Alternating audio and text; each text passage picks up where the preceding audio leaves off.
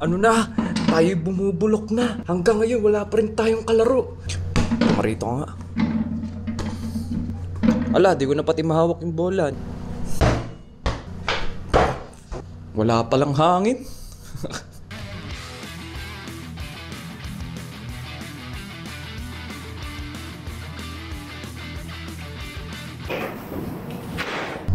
Nakakainip naman. Gustong gusto ko nang mapawisan, gustong gusto ko nang magtetitira. Gusto ko nang mag-shoot parang si Stephen Curry. Gusto ko nang tumaktak parang si LeBron. Gusto ko lang maglaro ngayon kasi syempre gusto kong makapag-ready para sa Paris Overload Olympic. Wala bang mag-chat sa akin dyan o na pwede makilaro, ganun.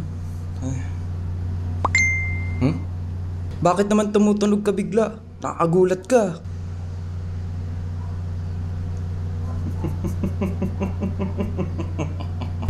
At naandito tayo ngayon sa Punsalan kung saan mayroon nag-imbita sa akin na tropa ko.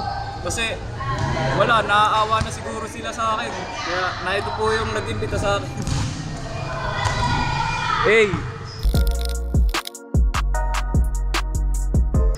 Maraming salamat po. Sapno Olay. Maraming salamat dito sa mama na to. Bakit mo? O nga pala, bakit mo pa ako inimbita? Pwede pa ako makilaro sa inyo, kaya mo ako inimbita. Nakakaawa ka lang. Naawa ka? Nakakaawa Bakit? lang. Ha? Bakit? Nagmumukmo ka na sa bahay mo, ganun. Paano mo naman nalaman? May birds ka ba? Isang kita ko dito sa camera mo. Na? Nakalungkot mo. Ganun ba? Hindi, pero okay lang ba na makilaro po sa inyo? Kasi syempre, di pa kasi ako magaling kasi napanood ko na kayo kanina eh.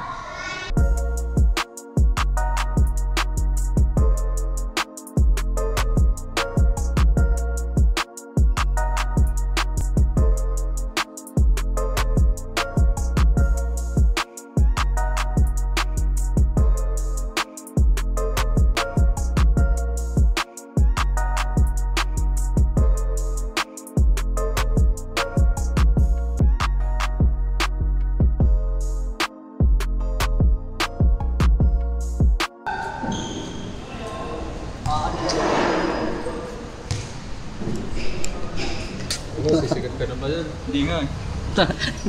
Kala ko kung ano eh. Wala niya pa rin yan. Vlog take over to pre. Ay kayo pre.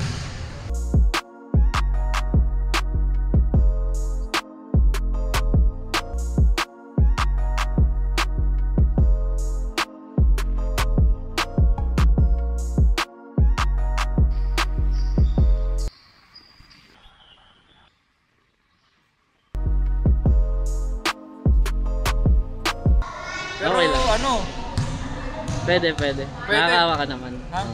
Pwede. Oo. Pero pwede bang pakitaan ko muna kayo ng aking mga skills? Pwede, basta banlag pwede. Ha? Basta banlag pwede. Sige. Pero papakitaan ko muna kayo ng skill set kasi gusto kong ipakita sa buong mundo na kung paano ko gumalaw kasi ayoko nung nabibigla sila. Ayoko nung nabibigla sila. Kasi syempre kapag gumalaw ako baka mamaya magulat sila, ang daya naman ito, ang galing naman ito.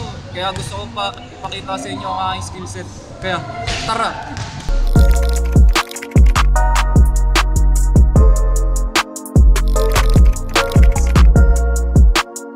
Syempre bago tayo maglaro, ipapakita ko sa inyo kung ano ang aking mga warm-up. Ito muna ang aking unang warm-up. Ito ang tinatawag na meditation. Kung saan magiging kalmado lang kayo sa kahit anong klase ng laro. Hindi ko kayo tinuturo, pinapakita ko kayo kung anong mga aking talento. Siyempre kaya tayo nakaganto para puro tres lang ating gawin sa laro. Siyempre, meron kayang ibang variety. Kasunod na variety ay lalagyan natin ng isang balanse pa. Kailangan natin lagyan ng bola para mas lalo tayo maging katulad ni Kyrie Irving.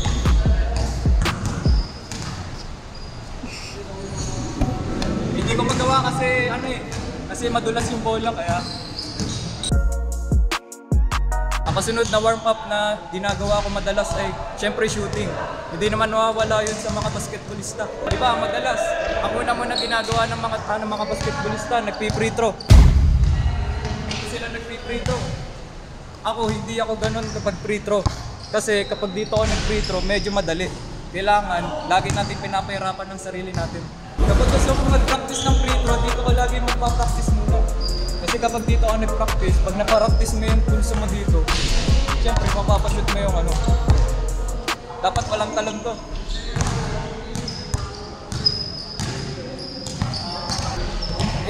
Hindi ako nahirapan magpa-shoot kasi kapag pinashoot ko baka may ma-aksidente doon.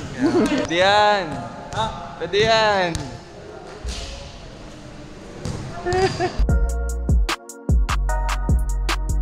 Ngayon, papakita ko kayo ng aking mga opensa.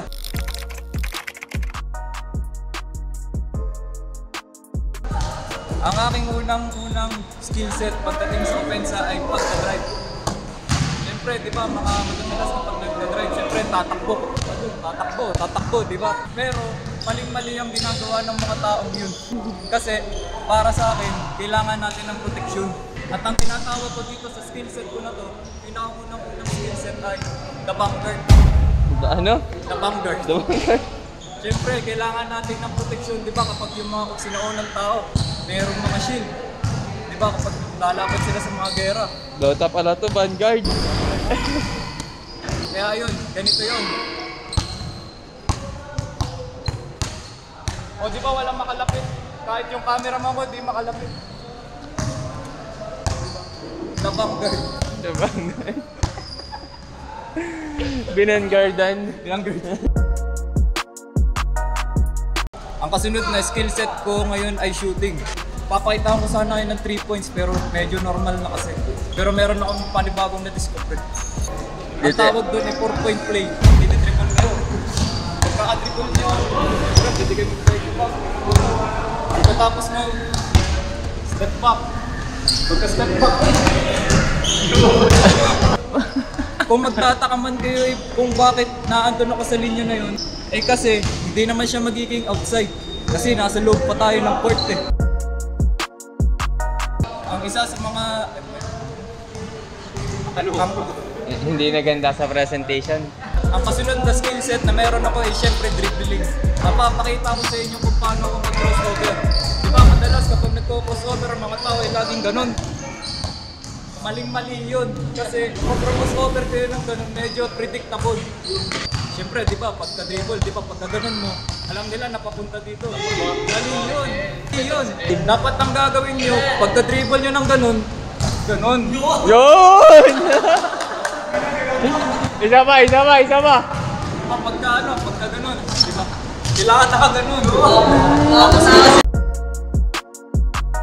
At nakakuha ako ng aking biktima. Diba, pinakauna kong skill set yung crossover. Pero meron ibang parayan yun. Diba kanina yung ganun. Pero meron pang kasunod yun. Gagawin din sa atin.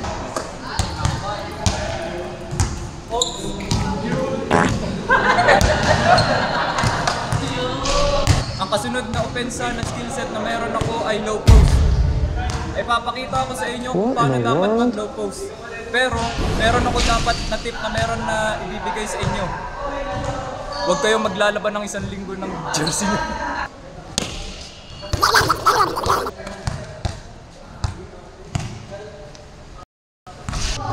Okay ba ang aking mga galaw, pare? Okay. Pwede na. Pwede nang ano? Bangko. At doon nagtatapos ang ating vlog, mga pare. Hindi ko na pinakita yung depensa kasi pag pinakita ko yung depensa masyado may expose. Baka mamaya i-google nyo ako. Baka mamaya pag-aralan nyo pa ako. Okay na yung opensa kasi di naman ako na-depensa. Kaya yun, maraming salamat sa inyo mga pare. See you in the next video.